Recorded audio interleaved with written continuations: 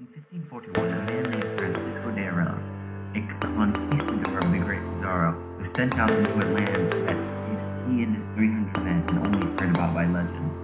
It was a mysterious place that no white man had been before, where murderous savages scavenged the land, and monstrous creatures wandered through the jungle.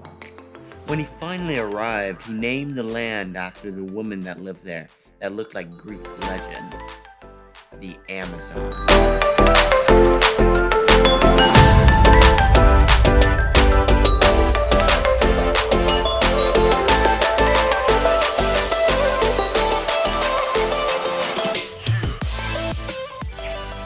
Aurela was the first person to navigate the Amazon River, which is much more impressive than what meets the eye. The Amazon River is 4,000 miles long, and sometimes it's so wide during the wet season, it can be 30 miles wide.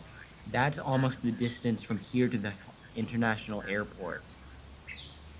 The Amazon is so big that at the start of the wet season, there's a giant tidal bore known as the Pororoca, or Great Destruction in the Tupi language. It is formed due to the mouth of the river being shallow and having lots of islands, which creates a tidal bore or wave that travels up the river at almost 40 feet tall. Ever since Aurela's expeditions, lots of famous biologists have come to the Amazon, including Alfred Wallace, Henry Bates, Alexander Humboldt, and even Theodore Roosevelt. Many biologists have come to learn about the organisms that live in the region. Scientists estimate that there are around 10 million species in the Amazon, and we are still discovering more every day. In 2000 alone, 637 plant species, 257 fish, 216 amphibian, 55 reptile, 39 mammal, and 16 bird species were discovered in the Amazon. So with so many organisms, there's lots of competition, and every organism has its own way of survival. Now, one of the most interesting animals that live in the Amazon are the howler monkeys. Okay, so these guys are so loud that they can howl at 130 dB, and that's almost as loud as the airplane taking off. They do this so that other howler monkeys do not go into their territory, and it is possible due to an enlarged hyoid bone in their vocal system. And another interesting animal is the electric eel. And as you probably know, it creates an electric shock. They can do this because of a specialized nervous system that can produce electricity. But the most dangerous creature in the Amazon isn't the blood-sucking piranhas, or the hungry jaguars, or even the crocodile-constricting anacondas, but a little, tiny insect. This bug alone is responsible for the death of 1 million people every year, and it lives almost everywhere in the world, including Georgia. You might have heard of it. It's very common. It's called a mosquito. Though in Georgia, a mosquito wouldn't kill you, but in the Amazon, it very well could. You see, mosquitoes can carry a number of lethal diseases. Most deaths caused by mosquitoes are from one single disease, known as malaria. The symptoms include impaired consciousness, deep breathing, shaking, organ dysfunction, high fever, and sweating. While most of this sounds like a common flu, 1 in 4 people infected by malaria will die from it. And mosquitoes aren't the only frightening insect to the jungle. There are also ants that sting like bullets, flies that inject maggots in between the skin, and spiders as big as the hand.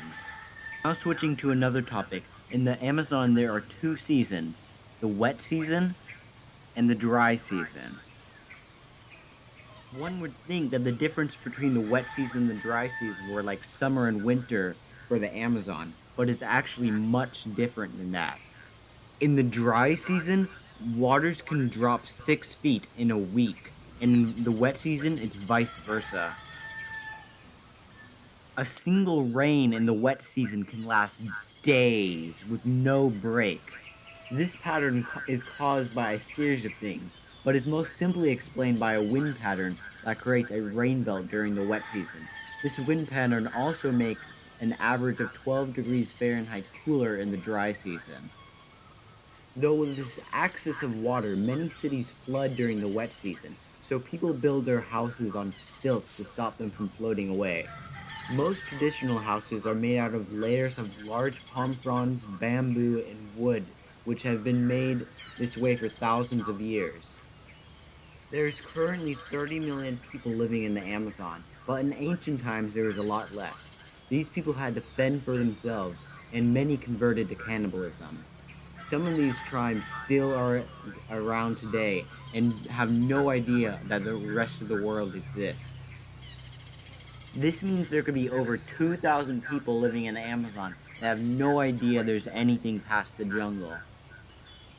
So thanks to satellites and Google Earth, it has been much easier to find these tribes. Though laws have been put in place by the Brazilian and Peruvian governments to leave them alone because they have weak immune systems that can't fight off diseases like the flu or chickenpox that killed off their ancestors. Although these people are in very small tribes because of poor soil quality that stopped them from producing enough food to sustain a large population. The poor soil quality is due to dead matter being created faster than it can decompose, so most of the nutrients from the jungle are stored in the trees. So when trees are taken away, it looks like this. And sadly, deforestation is rapidly increasing. 25 million acres of trees are cut down in the jungles worldwide every year. That's about 50 acres every minute. That means since you started this video, 256 football fields of jungle have been cut down worldwide. As you have probably heard, deforestation causes loss of habitat and increase in CO2 in the air. But the Amazon creates 20% of the air on Earth. So that means 1 in 5 breaths you take comes from the Amazon. That's why it's so important to help the jungle. There are thousands of organizations to help the Amazon. Link to some of their websites in the description. So, if you enjoy breathing, help save the Amazon.